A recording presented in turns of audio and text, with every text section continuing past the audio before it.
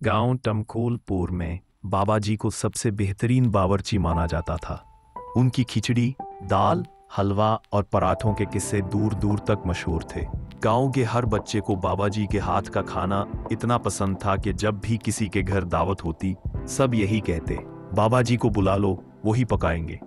बाबा जी भी इस मोहब्बत पर खुश होते और हर मौके पर अपने नए नए पकवानों से सबको हैरान कर देते। लेकिन एक दिन गांव में एक नई खबर फैल गई। गांव के दूसरे कोने में एक और बुजुर्ग चाचा फिरोज ने ऐलान कर दिया, मैं हूं गांव का असली शेफ।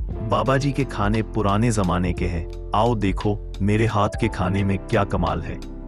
ये बात बाबा जी तक पहुंची तो वो जरा नाराज हुए। ये कैसे हो सकता है? पूरा गांव बरसों से मेरे हाथ के जायके का दीवाना है और ये चाचा फिरोज दावा कर रहे हैं कि उनके खाने सबसे अच्छे हैं। पूरे गांव में शोर मच गया। लोग कहते, बस अब फैसला होना चाहिए, कौन है असली मास्टर शेफ। आखिरकार गांव के चौधरी ने ऐलान किया, हम कल चमचों की जंग रखेंगे।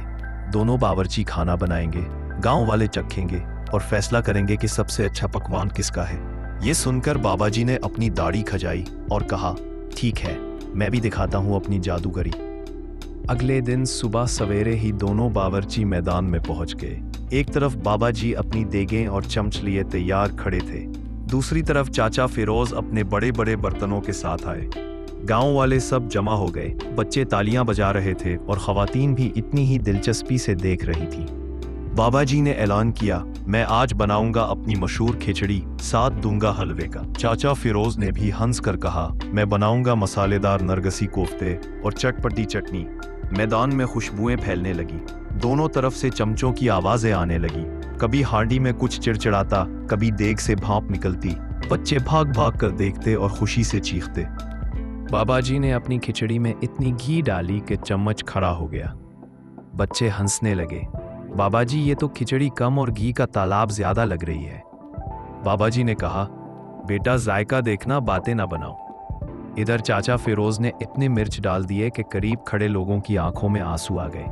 चाचा जी, ये खाने के लिए है या आंखों में डालने के लिए? एक नौजवान ने मजाक किया।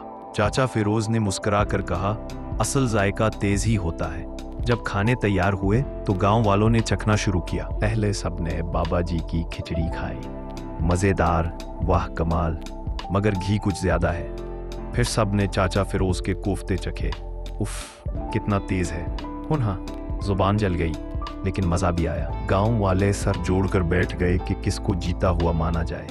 कुछ बाबा जी के हक में थे, कुछ चाचा फिरोज के। बहस इतनी बढ़ गई कि बच्चे भी नारे लगाने लगे, बाबा जी जीत गए, नहीं चाचा फिरोज जीत गए। आखिरकार मामला फिर चौधरी के पास गया। चौधरी ने दोनों को बुलाया और कहा, यह मुकाबला हमें बांट रहा है, हम सब दोस्त हैं, खाने के लिए लड़ना अच्छी बात नहीं। गांव के बच्चे इस दिन के बाद जब भी खाना खाते कहते, खाने का असल मज़ा तब है जब सब मिलकर खाए, मुकाबले में नहीं, बांटने में खुशी है।